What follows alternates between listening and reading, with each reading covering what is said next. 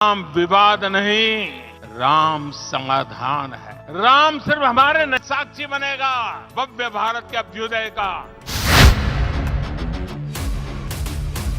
विदेशी मीडिया में पीएम मोदी बने तानाशाह। विदेशी मीडिया को नहीं भाई रामलला की प्राण प्रतिष्ठा। जमकर उगला राम मंदिर के खिलाफ नफरती जहर।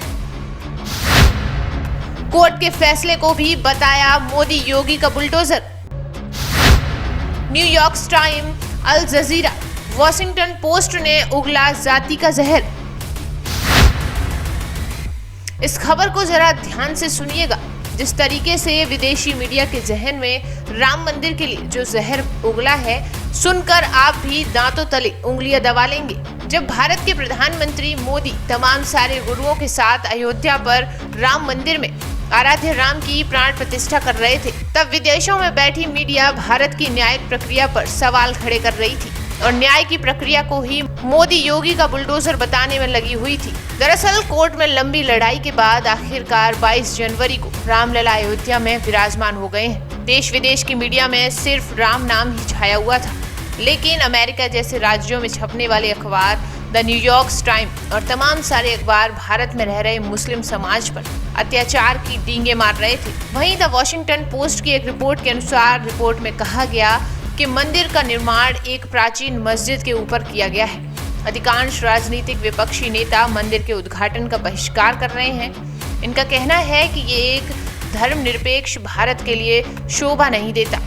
हालांकि राम मंदिर के प्राण प्रतिष्ठा समारोह में शामिल होने वाले की सूची में कई बड़े नाम हैं, जैसे प्रधानमंत्री मोदी, उद्योगपति मुकेश अंबानी और गौतम अडानी और बॉलीवुड सुपरस्टार अमिताभ बच्चन। इसमें कहा गया कि आगामी आम चुनाव से पहले मोदी की हिंदू राष्ट्रवादी पार्टी देश के हिंदू बहुमत की पैरवी करने के लिए समारोह का उपयोग कर रही है। रिपोर्ट के अनुसार भगवान राम के भक्त सिर्फ भारत में ही नहीं है, बल्कि थाईलैंड, इंडोनेशिया, म्यांमार और मलेशिया जैसे देशों में भी राम की शक्ति को पूजा जाता है।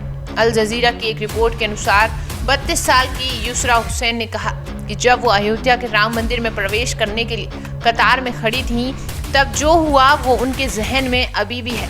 उनका कहना है कि मुझे देखते ही लोगों ने जय श्री राम का जाप करना शुरू कर दिया था। मुझे आक्रामक विजयवाद की भावना देखने को मिली।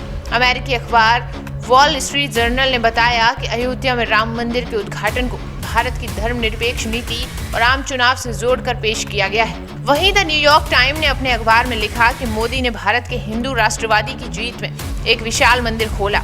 मोदी का उद्देश्य हिंदू बहुमत को एकजुट करके भारत में हिंदू वर्चस्व स्थापित करना है।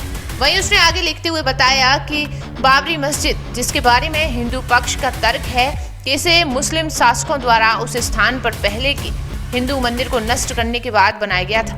1992 में हिंदू कार्यकर्ताओं द्वारा इसे गिरा दिया गया, जिससे सांप्रदायिक हिंसा की लहर फैल गई थी, जिसमें हजारों लोग मारे गए। जिस तरह से मस्जिद को ढाया गया, उसने दंड मुक्ति की एक मिसाल कायम की, जो आज भी गूंजती है।